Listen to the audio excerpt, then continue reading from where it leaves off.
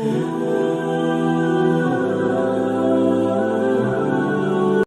علیکم ورحمۃ اللہ وبرکاتہ۔ نحمدہ ونصلی علی رسولہ الکریم، اما بعد، فاعوذ باللہ السمیع العلیم من الشیطان الرجیم، بسم اللہ الرحمن الرحیم۔ وما آتاکم الرسول فخذوہ وما نہاکم عنہ فانتہوا۔ محترم سامعین، آپ نے ابھی جنت کا تذکرہ سنا ہے۔ جنت کی حوریں، جنت کی نہریں، جنت کی شراب، جنت کا شہد، جنت کا دودھ، حور مقصورات فی الخیام۔ کبھی دل کرے نا کہ جنت کا تذکرہ سنا ہے، کبھی تخیلات کی دنیا میں جا کے ہم اس کو پڑھ کے دیکھیں۔ سورہ الرحمن کا آخری رکوع اور سورہ واقعہ کا پہلا رکوع، گھر میں ترجمے والا قرآن مجید موجود ہوگا، اردو پڑھ ہی لیتے ہیں سارے، کبھی وہاں پہ جا کے اس کو تخیلات میں جا کے اس کو ذرا پڑھ کے دیکھنا، پتہ چلے گا اللہ رب العزت نے انسان کے لیے جنت کے اندر کیا کیا رکھا ہوا۔ اللہ تعالیٰ نے جنت بنائی، رسول اللہ صلی اللہ علیہ وسلم نے فرمایا، جنت بنانے کے بعد حضرت جبریل علیہ السلام کو کہا، جبریل جا ذرا جنت کا چکر لگا کے آ۔ جبریل گئے، جا کے جنت کا چکر لگا کے آ کے کہتے ہیں، یا اللہ، جو بندہ اس جنت کے بارے میں سنے گا وہ جنت میں لازمی جائے گا۔ فرمایا جبریل ایک مرتبہ ذرا آپ دوبارہ جا جنت کا چکر لگا کے۔ جبریل پھر گئے، وہ جنت کی نعمتیں، دودھ شراب کی نہریں، جنت کے درخت، فرمایا بیر جو ہے وہ ایک مٹکے کے برابر بیر ہوگا۔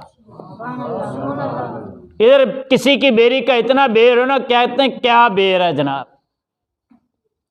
فرمایا جبریل ذرا دوبارہ چکر لگا کے آ۔ جبریل علیہ السلام دوبارہ گئے، دیکھا جنت کے اوپر اللہ رب العزت نے تکلیفیں، آزمائشیں، مصیبتوں کے ساتھ جنت کو ڈھانپ دیا۔ یا اللہ، یہ جنت تو بڑی خوبصورت ہے لیکن راستہ بڑا مشکل ہے، راستہ مشکل ہے۔ یا اللہ، جتنی تکلیفیں، مصیبتیں، آزمائشیں آئیں گی، لگتا ہے جنت میں کوئی نہیں جا سکے۔ فرمایا جبریل ذرا جا جہنم کا چکر لگا کے آ۔ جبریل جہنم کا چکر لگانے گئے، آ کے کہا، یا اللہ، جتنی سخت جہنم ہے نا، کوئی بندہ جہنم میں نہیں جائے گا۔ فرمایا جبریل ذرا دوبارہ جا چکر لگا کے آ۔ جبریل علیہ السلام دوبارہ گئے، جہنم کا راستہ بڑا آسان، جہنم کے اوپر آسائشیں، سہولتیں، نعمتیں ساری موجود، مطلب جہنم کے جانے والا راستہ بڑا آسان ہے۔ تھوڑا سا کام کرو، گناہ کا جنت کا راستہ سیدھا۔ جنت حاصل کرنے کے لیے صبح اٹھنا پڑتا ہے، ٹھنڈے پانی سے وضو کرنا پڑتا ہے، سخت سردی کے اندر مسجد کی طرف آنا پڑتا ہے۔ فرمایا یا اللہ، یہ جتنی جہنم کے اوپر آسائشیں، سہولتیں ہیں نا، لگتا ہے سارے لوگ جہنم میں جائیں گے۔ اب ہم نے اس کی تیاری کرنی ہے۔ رسول اللہ صلی اللہ علیہ وسلم نے 5 معاشرتی اصول بتا دیے۔ جنت میں جانا ہے۔ حضرت ابو ہریرہ رضی اللہ تعالیٰ عنہ اس حدیث کے راوی ہیں۔ کون ابو ہریرہ رضی اللہ تعالیٰ عنہ؟ فرماتے ہیں کہ ایک دن رسول کائنات نے فرمایا، کوئی بندہ ایسا ہے جو مجھ سے کچھ سیکھ لے، میں کچھ کہتا ہوں اس کو اٹھا کے اپنے سینے کے ساتھ لگا لے، اس کو کوئی چیز نہیں بھولے گی۔ ابو ہریرہ فرمانے لگے، میرے پاس ایک چادر تھی، میں نے جلدی سے بچھا دی، اللہ کے نبی نے دعا کی، میں نے اس چادر کو لپیٹا، اپنے سینے کے ساتھ لگا لیا۔ کہتے اس کے بعد میں کبھی کوئی حدیث نہیں بھولا اللہ کے نبی کی۔ وہ حضرت ابو ہریرہ رضی اللہ تعالیٰ نے حدیث کے راوی ہیں۔ فرماتے ہیں رسول کائنات نے فرمایا، من یأخذ عنی ہؤلاء الکلمات فیعمل بہن او یعلم من یعمل بہن۔ فرمایا ابو ہریرہ، کوئی ہے ایسا بندہ جو مجھ سے 5 باتیں سیکھ لے، اس کے اوپر عمل کرے، نہیں تو کسی ایسے بندے کو سکھا دے جو اس کے اوپر عمل کرے۔ حضرت ابو ہریرہ فرماتے ہیں اللہ کے نبی میں حاضر، مجھے وہ کلمات سکھا دیں۔ فرمایا ابو ہریرہ اللہ کے نبی حضرت ابو ہریرہ فرماتے ہیں فَأَخَذَ بِيَدِي فَعَدَّ خَمْسًا، اللہ کے نبی نے میرا ہاتھ پکڑا اور 5 چیزیں گنوائیں۔ سب سے پہلی چیز فرمایا اتق المحارم تکن اعبد الناس، اے ابو ہریرہ یاد رکھ حرام کاموں سے بچ جا، حرام چیزوں سے بچ جا، لوگوں میں سے سب سے زیادہ تو عبادت گزار بن جائے گا۔ حرام چیزیں کیا ہیں؟ گانے، فلمیں، ڈرامے، غیر محرم عورتوں کے ساتھ بات کرنا، غیر محرم عورتوں کی طرف دیکھنا، سارے کام حرام کے۔ فرمایا تو عبادت گزار بن جائے گا۔ آپ بھی اس گاؤں میں رہتے ہیں، جو بندہ سب سے زیادہ حرام کھاتا ہوگا وہ مسجد میں نہیں آتا۔ سود کھانے والا اس کو توفیق ہی کوئی نہیں، وہ یہ نہ سوچے کہ وہ نماز پڑھنے نہیں آتا، وہ اللہ رب العزت نے اس سے نیکی کی توفیق ہی چھین لی، اپنی عبادت کی توفیق ہی چھین لی ہے اس سے۔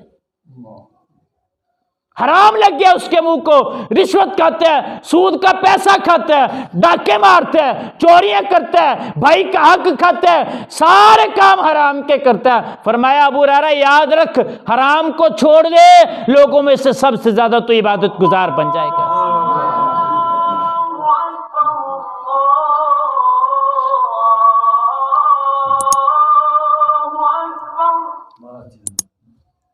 اب ہمیں یہ دیکھیں حرام کیا کیا ہے۔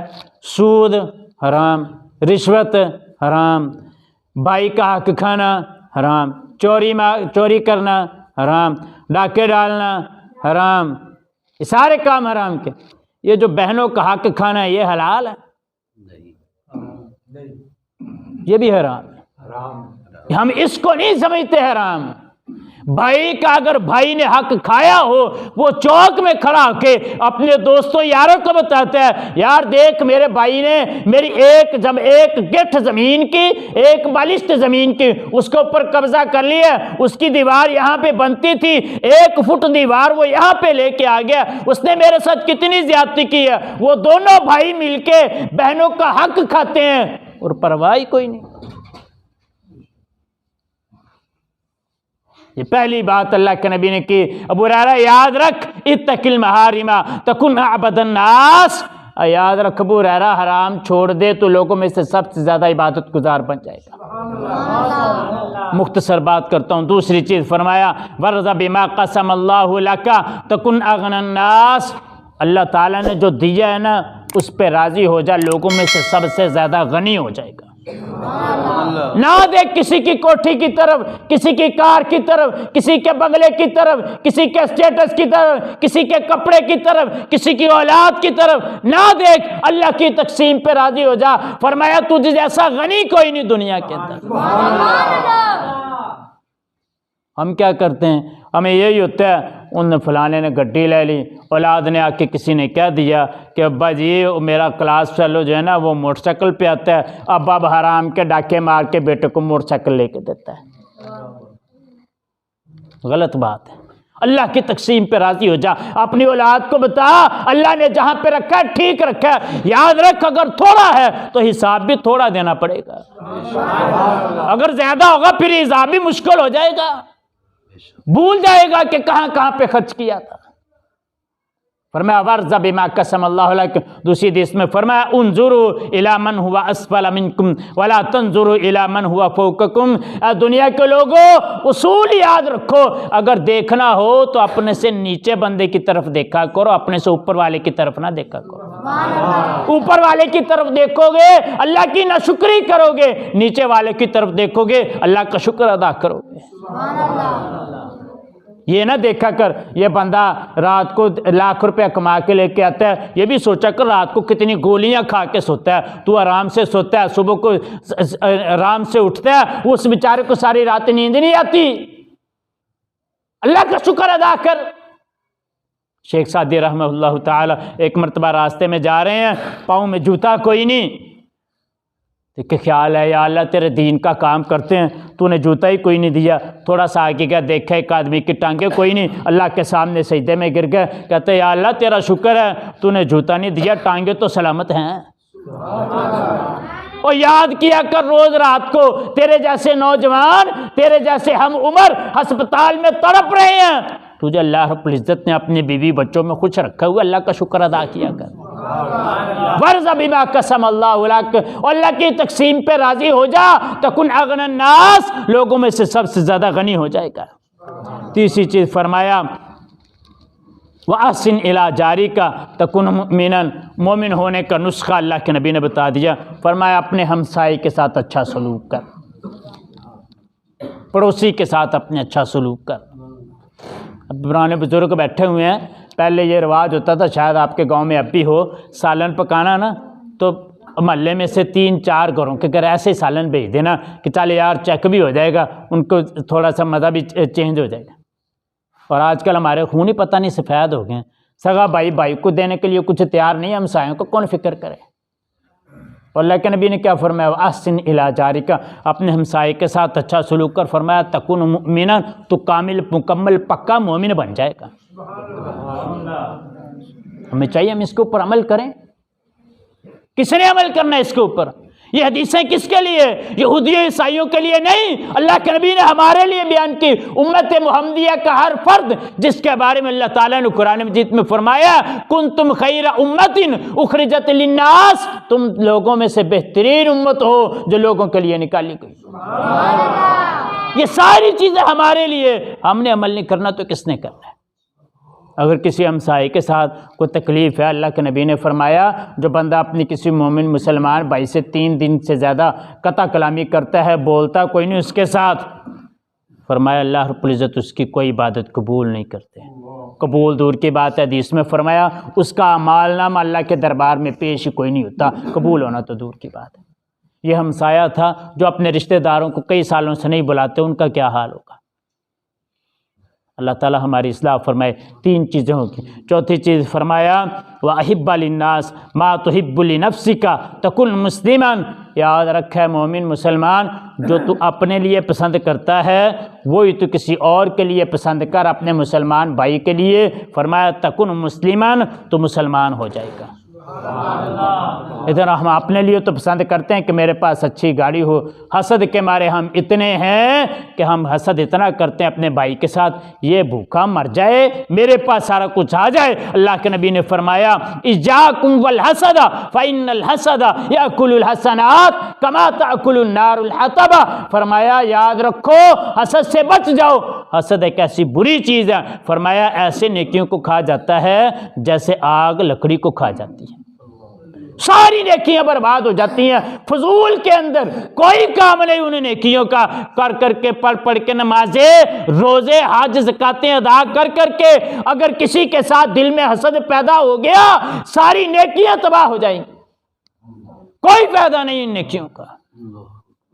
فرمایا اپنے لیے جو پسند کرتا ہے وہی اپنے بھائی کے لیے پسند کر۔ اگر تو پسند کرتا ہے کہ تیری بیٹی کا رشتہ اچھی جگہ پہ ہو تو پھر دوسرے مسلمان بھائی کے لیے بھی یہی پسند کر، اسے کسی غلط جگہ پہ نہ پھنسا۔ ہمارے یہ بھی بڑا رواج ہے، کسی کا رشتہ آ رہا نا اچھی جگہ پہ، کہنا نہیں پھر ساڈا فکر کی فائدہ ہے جی تے رشتہ ہو گیا تھا۔ کتنے افسوس اور دکھ کی بات ہے۔ آخری چیز، وقت بھی پورا ہے، رسول اللہ صلی اللہ علیہ وسلم نے فرمایا حضرت ابو ہریرہ کو 5ویں اور آخری چیز فرمایا وَلَا تُكْسِرِ الضِّحْكَ فَإِنَّ كَثْرَةَ الضِّحْكِ تُمِيتُ الْقَلْبَ، فرمایا زیادہ ہنسنا نہیں، کم ہنسا کر، فرمایا زیادہ ہنسنے سے فرمایا دل مردہ ہو جاتا ہے، موت یاد نہیں رہتی بندے کو، دل سخت ہو جاتا ہے۔ کبھی قبرستان کا چکر لگایا کر، دیکھا کر، تو اس سے بڑے بڑے جو چودھری گاؤں کے بڑے بڑے لوگ، کوئی ارائیں کو ڈوگر کو سردار کو وٹو کو کوئی دیکھ جا کے چکر لے گا جو یہ سوچتے ہوں گے کہ شاید دنیا میرے بغیر بند ہو جائے گی، نہیں چلے گی دنیا۔ آج مٹی کے نیچے پڑے ہیں، بارش پڑے ان کی قبریں پھٹ جائیں، اس کے اندر پانی چلا جائے، کوئی پوچھنے والا نہیں ہے۔ ذرا دیکھ اس قبرستان کا چکر لگایا کر، زیادہ ہنسا نہ کر۔ فَإِنَّ كَثْرَةَ الضِّحْكِ تُمِيتُ القلب، فرمایا یاد رکھ زیادہ ہنسنے کی وجہ سے انسان کا دل مردہ ہو جاتا ہے۔ ہم ہنس کے دیکھ کے اسٹیج ڈرامے ٹک ٹاک دیکھ کے سنیک دیکھ لیتے، ہم سارے ہنس کے پاگل ہو گئے، ہمارے دل مردہ ہو گئے۔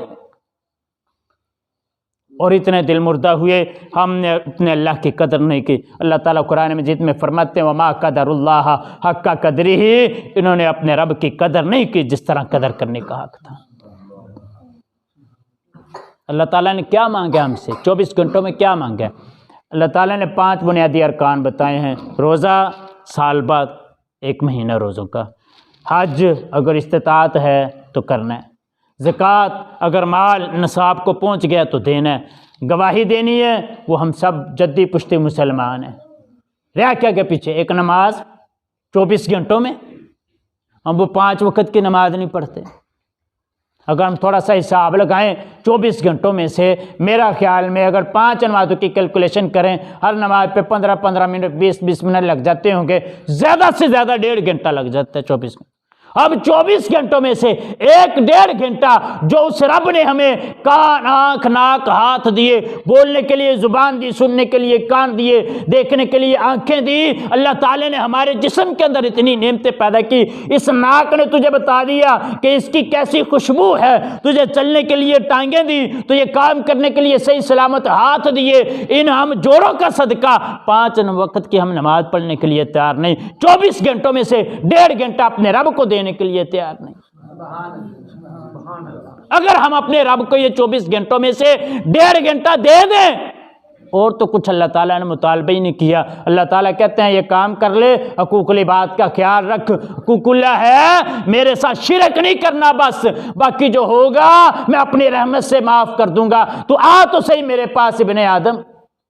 فرمایا لو اتیتنی بقراب الارض، اے ابن آدم اگر تو آسمان و زمین سے بھرے ہوئے گناہ لے کے میرے پاس آئے نا، صرف شرک نہ کیا ہو، فرمایا میں اپنی رحمت سے سارے معاف کر دوں گا۔